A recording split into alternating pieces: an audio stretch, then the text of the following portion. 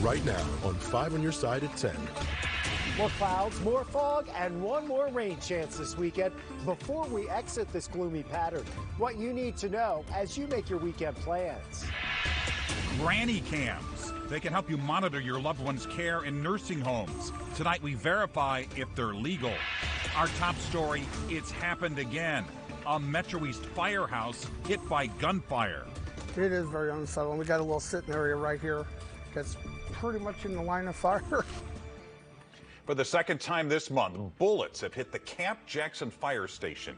Good evening, I'm Mike Bush. I'm Kelly Jackson. The first time was during New Year's celebrations. 5 on your side's Laura Barcheski went back tonight to talk with the fire chief, who has a message for the person firing these shots. Laura. Mike and Kelly, the chief tells me this is one too many close calls, and they have no idea where the bullets are coming from. But this time they were able to provide a shell casing to police. The first bullet to hit the Camp Jackson Fire Department came flying through the garage door window on New Year's Eve, narrowly missing firefighter Miles Hogan's head. As I was walking, I heard a gunshot. I didn't know where it came from, and I looked over and I saw glass shattered everywhere. So I retreat to the back towards where the rest of the firefighters at, and that's when my chief, Chris Davis, says, everybody grab your tech vest. And now, a little more than 3 weeks later, the same garage door was hit twice in one night. My captain behind me he said he just heard glass flying. I think he was eating dinner back in the back and came out here and found the one bullet hole. And then we called police. The police got here, and then we found another one. One of the bullets actually hit their fire truck mirror and landed on the bumper of the opposite truck. Their sitting room is directly in the line of fire. The crime scene tech took some evidence, hoping they could figure it out. We're hoping it's somebody that's just target practicing up by the levee, and maybe it's ricocheting the same. We don't know. Fire Chief Chris Davis says now their small volunteer fire department is going to have to come up with even more money to fix the garage door and potentially the truck mirror. We've been having meetings with our internal chiefs and stuff and trying to figure out, do we want to go a different alternative for the door?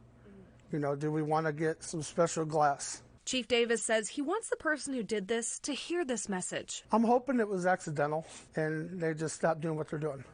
If they're target practicing, which I'm all for that, I have no problem with that. I do it myself, but they just might need to move their angle a little bit. Chief Davis says the next step for them is to check on the neighbors and businesses nearby who could also have been affected by this. They're hoping this message will reach far enough so that this doesn't happen again. You can also help the department out by buying raffle tickets. We have that information on ksdk.com. Kelly. All right. Thank you, Laura. Tonight, a teenager is being treated for life-threatening injuries after a shooting in North St. Louis County. This happened around 6:20 tonight, just north of Halls Ferry Circle. Police say the teen was found shot in the street on Halls Ferry Road. He was taken to the hospital. We are working to find out more information from police on what led to the shooting.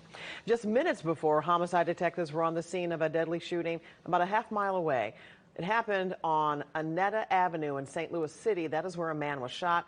Our cameras spotted detectives searching a car that hit another car parked on the street. No word on what led to the shooting or whether both shootings are connected. And tonight, St. Louis police are also investigating after a 14-year-old boy was shot in the head.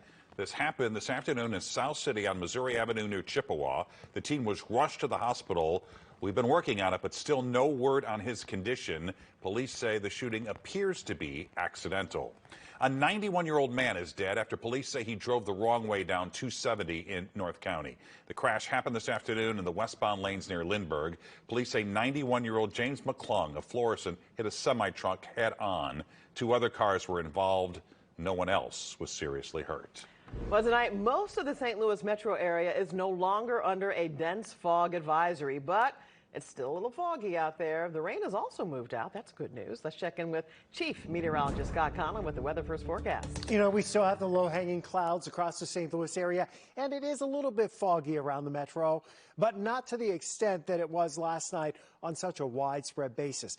That dense fog most likely will stay farther north and west of St. Louis, though we're not far away from it at this point. Visibilities around the area, Chesterfield Valley, one of the lower spots, but not as bad as last night. Still over a mile for most places, but there are pockets where it's a little bit thicker. Again, we can see clearly Interstate 64, Highway 40 here going into the valley from atop the Drury Plaza Hotel in Chesterfield. So we got a clear shot at that tonight. We did not have that last night or this morning. So the dense fog advisory north and west and southwest of St. Louis. Just give yourself some extra time here as you maneuver through those areas of dense fog. If we have dense fog in the metro area, it would be much more patchy than what we saw earlier today. Clouds are lingering until Sunday, and there are rain chances again Saturday. But there's a lot of good news in the 10-day forecast. We'll see in a few minutes. Looking forward to that, Scott. Developing tonight, dozens of displaced tenants at a Midtown apartment building now have less than 2 weeks to find new permanent housing. The owners of Heritage House say they will close the high-rise for at least a year after frozen water pipes burst and left tenants without heat. Our Robert Townsend is live tonight outside that apartment building. Robert. Mike and Kelly, this is a copy of the letter tenants say they received from Heritage House on Tuesday. Now worried, tenants say their lives are in limbo. 5 years ago, when Monica Bolin and her husband moved into the Heritage House apartment building, she was all smiles. I did. I enjoyed it. When we moved there, it was a beautiful place. But now it's like Nightmare on Olive Street. A nightmare that's brought her to tears. You wouldn't even believe it's the same place. More than a week ago, several frozen water pipes at the Midtown St. Louis high-rise burst and flooded the building. Bolin and more than 100 fellow tenants had to evacuate their homes. Sansone Property Management Company, which oversees Heritage House, temporarily put tenants at the Ballpark Hilton downtown. Sunday, the company moved the tenants to the Hilton St. Louis Airport. I am so disappointed. Because now, in an unsigned letter to tenants, the Heritage House Corporation Board of Directors said, due to the damage caused by the frigid weather, Heritage House will not be habitable again by residents for some time, likely up to a year or more. I'm wondering, what is the level of humanity? Oh, my God, yes. They could have treated us differently. 76-year-old Kinsella Berry is one of the tenants now receiving food donated from local groups. She, too, is worried because during a meeting Thursday, Heritage House officials said they will now cover tenants' hotel costs through February 6th, but then these seniors and others must find their own permanent housing. I think that is horrible. I don't appreciate that at all. Now, the tenants also say Heritage House will refund their January rent and security deposits. Now, I reached out to that company, but at this hour, I still haven't heard from them. We're live in Midtown. Robert Townsend, 5 on your side. Tonight, a warrant is out for a Kansas City man accused of threatening to, quote, shoot up the St. Charles Municipal Courthouse. According to court documents, Timothy Sarkisian threatened the court clerk over the phone today, demanding the clerk fix his felony charges. Investigators pinged his cell phone in Wright City. Sarkisian was facing harassment and property damage charges. He is now wanted on charges of making a terroristic threat. Tonight, a resident of the Salvation Army Center is in the Central West End is charged with trying to set the facility on fire. According to court documents, Michael Mayer was seen in the warehouse using a blowtorch and a can of diesel fuel to set the mattresses on fire. The building sprinkler system put the fire out. No one was hurt.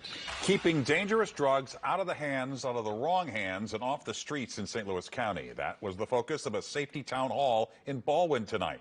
Residents heard directly from DEA agents on the efforts to stem the flow of fentanyl and xyloline. That's in the area. County Councilman Mark Harder wanted to spread the message about the dangers of the powerful sedatives. I think some folks west of 270 tend to put their heads in the sand a little bit about these type of topics, and I want to make sure that they are getting the same emphasis that is happening in other parts of the region as well. Representatives from local treatment and recovery groups were also on hand tonight.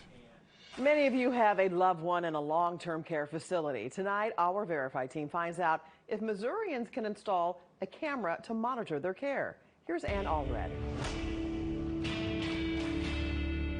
Our question, is it true that in the state of Missouri you can install a camera in your loved one's room inside of a long-term care facility? Our sources, Missouri's Authorized Electronic Monitoring and Long-Term Care Facilities Act, Keith Sappington, Executive Director of the Missouri Assisted Living Association, and Lisa Cox, Missouri Department of Health and Senior Services. In August of 2020, during the COVID pandemic, a law was passed giving residents of a long-term care facility the right to put a camera in their room. That same right extends to guardians or legal representatives of that resident. There are some stipulations, though, including the resident must tell the facility about the camera before installing it. The resident must fill out the required forms. The facility will provide them. The camera must be in an open and fixed position. Any roommates must give consent. And the resident must pay for all costs associated with the camera except for electricity. The facility must make reasonable accommodations for the camera, like a place to mount it and access to power sources. It's illegal for a facility to not admit a resident or remove a resident because they want a camera in their room. We can verify yes. In the state of Missouri, you can install a camera in your loved one's room inside a long-term care facility. I'm Ann Allred, 5 on your side. Have you seen something online you're not sure about? Have a question you want verified? Send an email to Ann. The address, verify@ksdk.com.